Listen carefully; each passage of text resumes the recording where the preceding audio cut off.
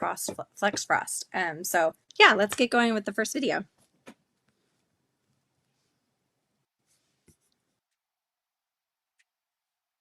Okay, here we're going to work on our Sugar Veil mat and our FlexFrost to make the lace for the doors for these hinges, not for the hinges, for just this part here. So let's go over how to do that.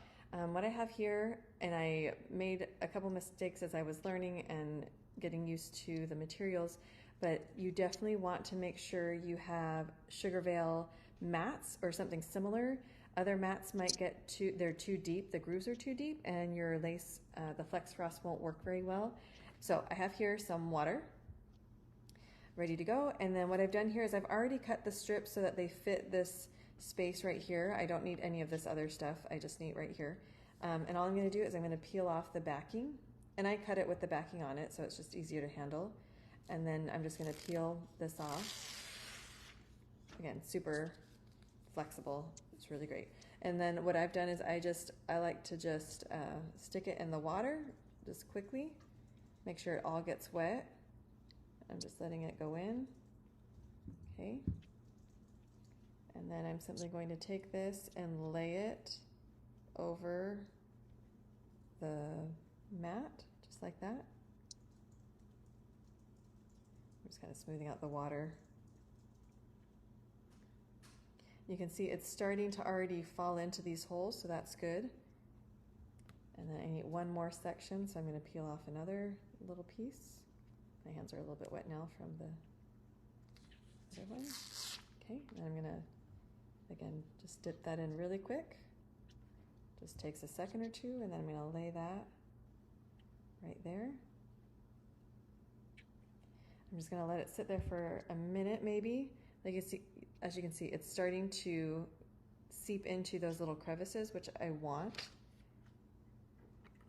And then I like what I've been using is my Thingamajiggy. It's been really great. You can also use different scrapers. So there's also, these are some different scrapers too, but this one worked a lot better for me because of the space is so much smaller. Okay, and so now that it's kind of fallen in, that's what I want it to do. So I'm just going to take my scraper and I'm just going to gently push and drag to fill in all the holes and to take away the excess FlexFrost.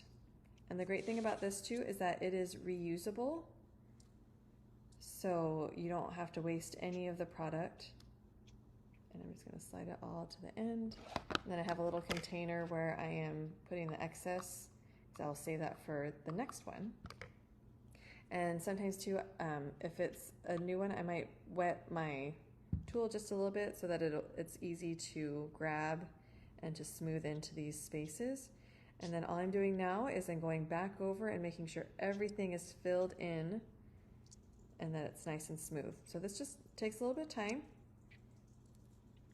And I am giving it a little bit of pressure so that the FlexFrost goes into each of the grooves. So it's not hard, but I am applying some pressure so that it smooths in there. I'm putting excess here. Again, make sure you save the excess because all you do is you get it wet and then you use it again for your next project.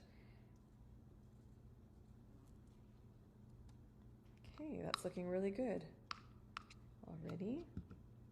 All right, so let's just clean this up a little bit. It just takes a couple passes. And then here we go.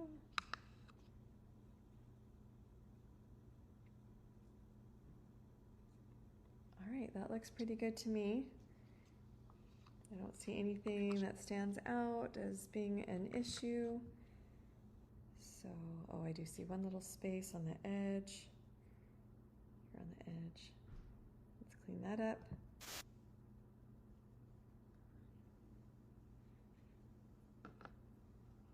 And you can also scoot this way too.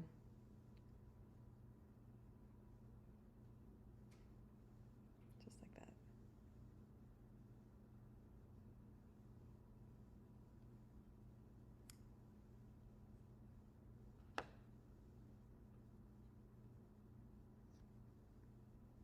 All right, I think that'll do it.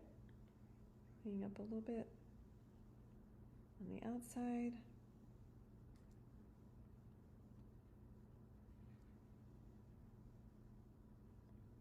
Okay, and then for me, what I found to be the easiest way to get this to dry is I have a table fan. I'll show you it right here. It has a heat setting. So let me show you that real quick. So this is, I have a heat fan, and all I'm going to do, I'm going to put it on low, and it takes about an hour and 15 minutes for this to dry completely. So I'm going to let the fan do its thing, and we're going to keep prepping the other pieces of the class. Here we have our edible lace. It has been drying in front of my heater fan for probably an hour and 15 minutes. One thing that you will notice is that it will look a little bit matte. That's how you can tell it's dry. And then also when I pick up the edge, it's coming off of the mat here. You see that?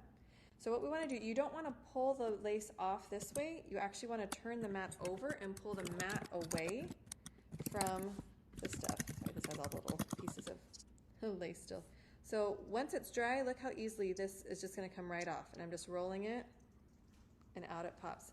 Sometimes, see, like right there, it can be a little bit sticky, but just work with it a little bit, and there you go. It'll come right off.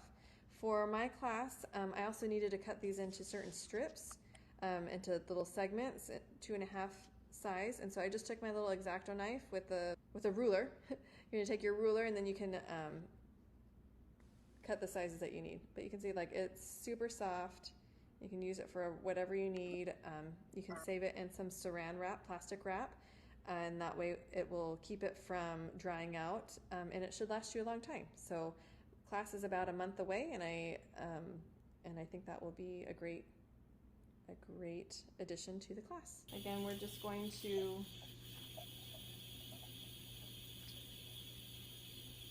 to cut just a little bit off the edge right now. A little bit bigger than what we've been doing, but not too big, not big like the flood. About that size. Can you see that? Okay, so for this one, we're going to go ahead and make the outline of the keyhole. So this is the template, and if you want, you can come back over here and make the mark in it. So you could do this and kind of etch a mark. You see, you may not be able to see that very well. You see that etching? Okay. So you can do that. Or if you want to make it a little different size or a little bit bigger, you can. But I'm just going to go around here. I'm going to go a little bit bigger than what it is, because the icing will come back in. All right, for this one, I enjoy this technique. I'm going to go ahead and go around this door, this outline. And then I'm going to roughly fill in the tan.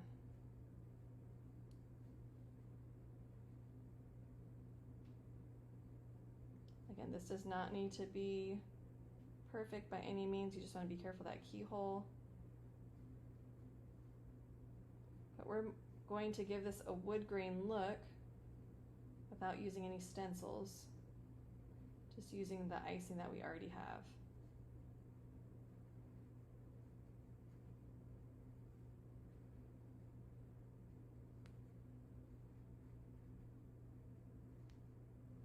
Okay, I think that'll do it.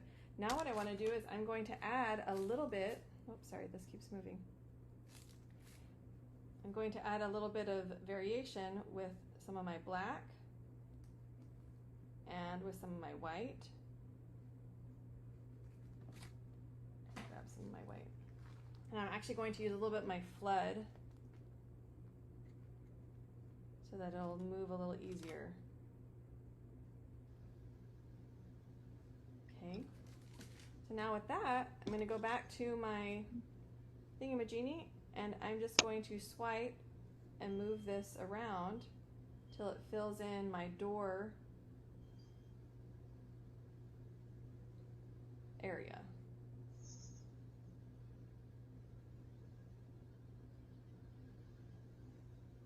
And then if you want to change up some of the colors, like maybe it's too dark or too light, you can always go back and add some more. So again, I'm being careful to fill in where I want it to go, and that's about all I'm trying to do here. I'm trying to make nice, kind of nice smooth strokes to mimic some of the wood grain. You can just keep adding things here.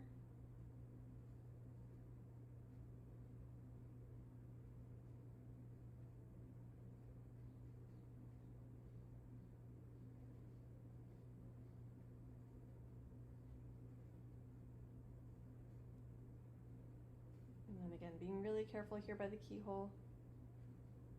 I'm going to add a little bit more brown.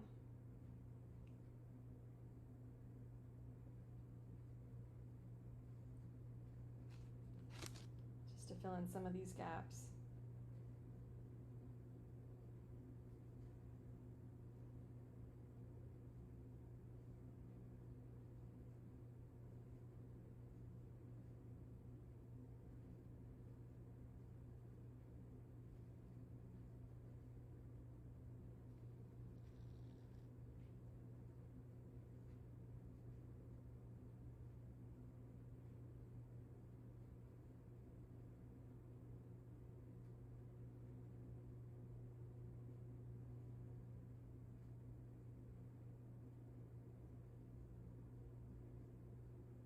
When you're happy with it,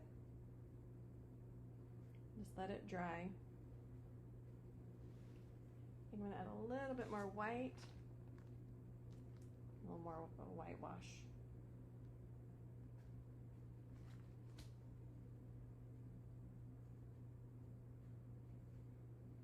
And this is an old door.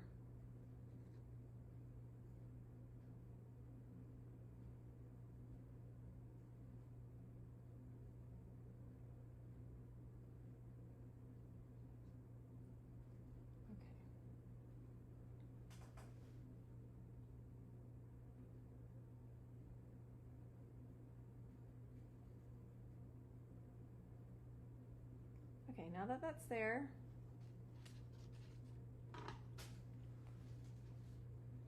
let's go ahead, we'll add our lace.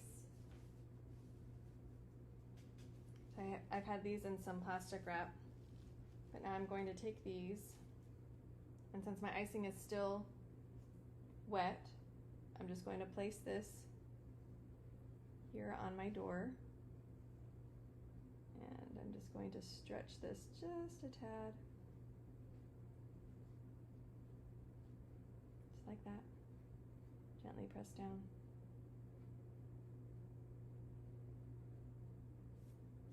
Okay, and then my next one.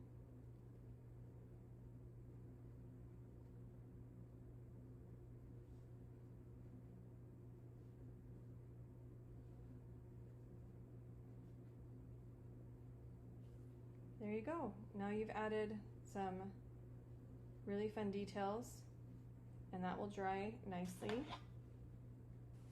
Let's just set this aside.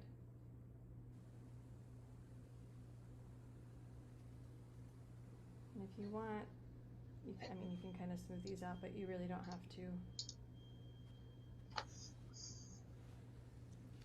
Okay.